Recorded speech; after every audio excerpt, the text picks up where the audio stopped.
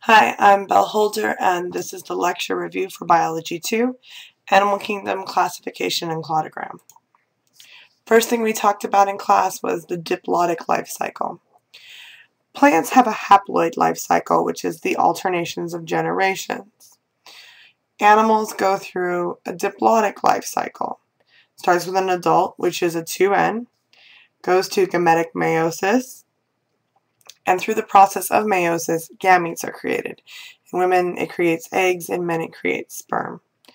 Then fertilization creates a 2N zygote, which then goes through mitosis for a 2N embryo, and mitosis again for the fetus, and then it matures to adulthood. The difference between animals and plants is the gametic meiosis, and how we produce our 1N gametes. The difference between my plants versus zombie friends and Phineas and Ferb is gametes produced by meiosis. That's the major thing, and how the life cycle then works. Dr. Elawad in class talked about what is the importance of animals. Animals provide food for us and each other. They pollinate plants. They create fertilization for the lands when their bodies decay, and also we use manure.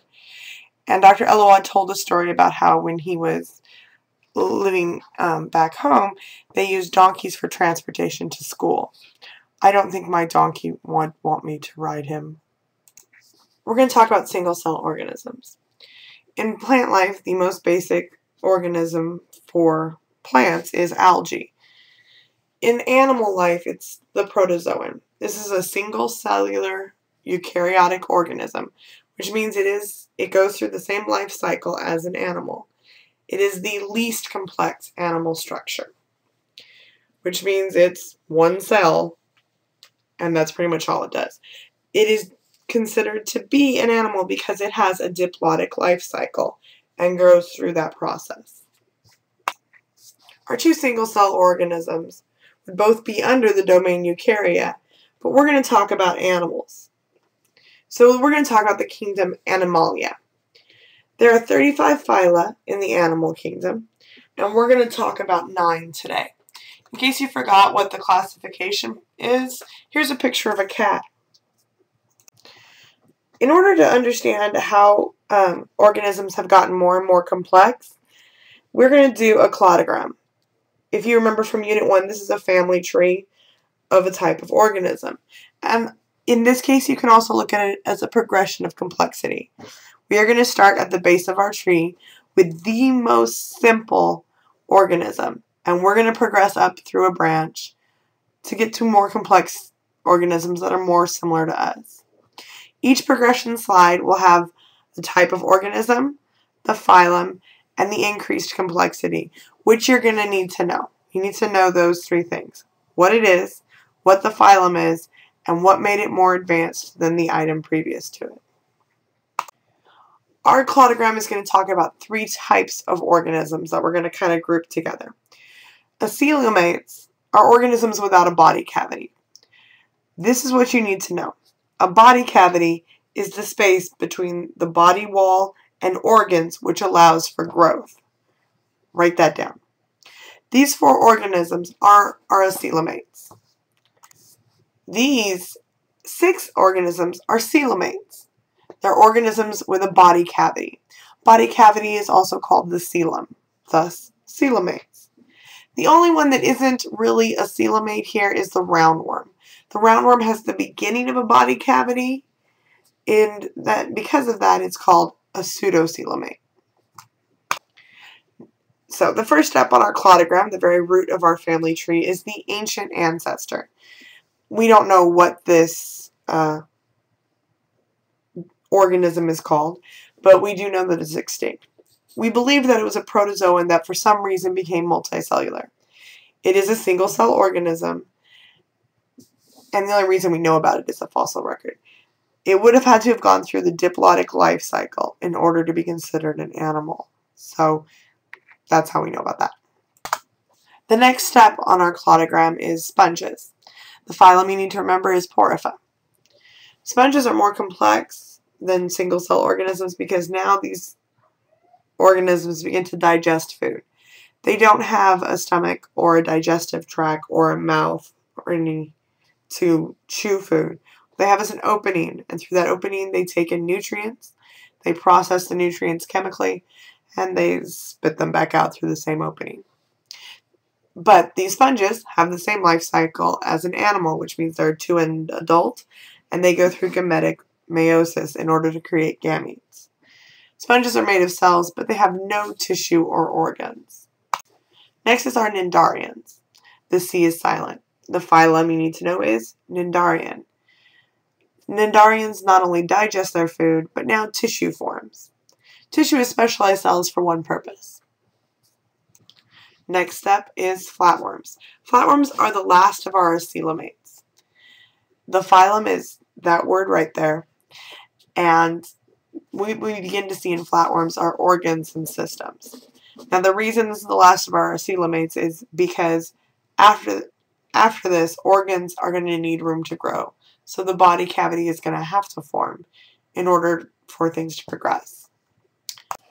Our next thing is roundworms. Now remember, roundworms are pseudocoelomates. They have a body cavity, but it's not really a body cavity like we have.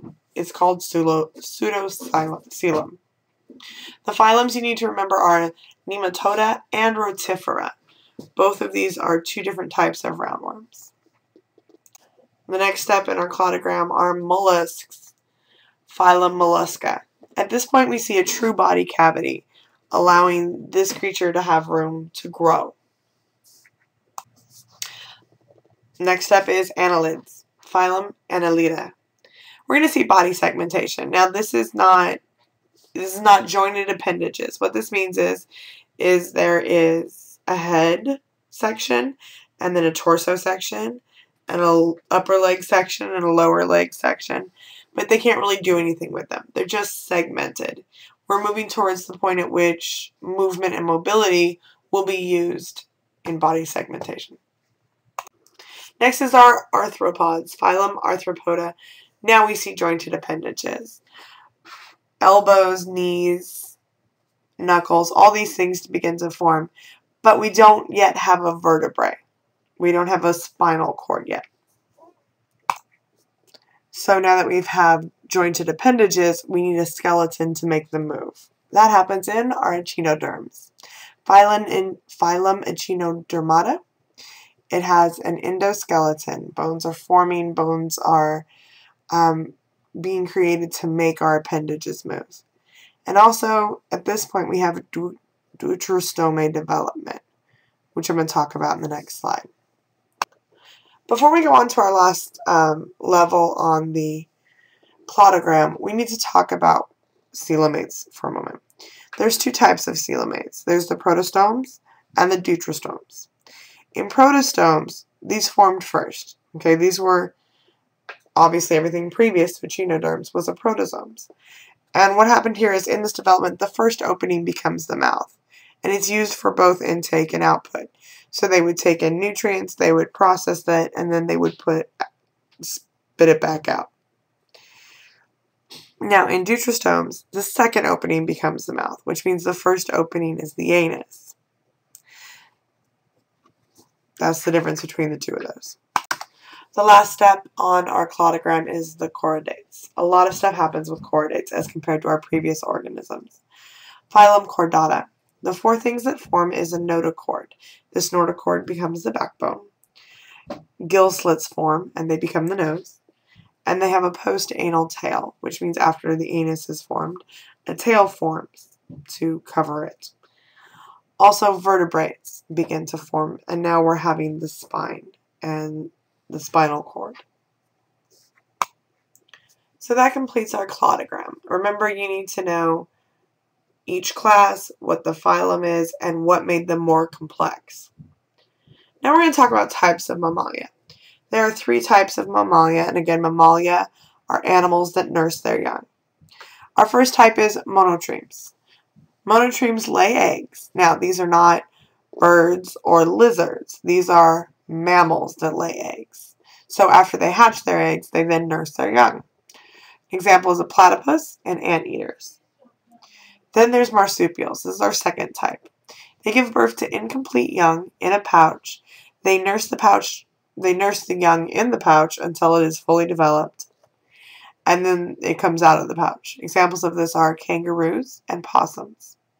Last is placentials. They give birth to complete live young. This includes humans, horses, dogs. All of them are placentials. So what have we learned? We've learned in this lecture the diplotic life cycle of animals, the importance of animals and the difference between plants and animals, how to classify animals. We've learned 10 types of organisms, the phylum, and the change in each one, and we've learned about the 3 groups of mammals. Also, remember to read the unit chapter that goes along with this, take notes, and then compare them to this lecture. If you have any questions or would like some assistance, feel free to email me or give me a call. Thank you so much.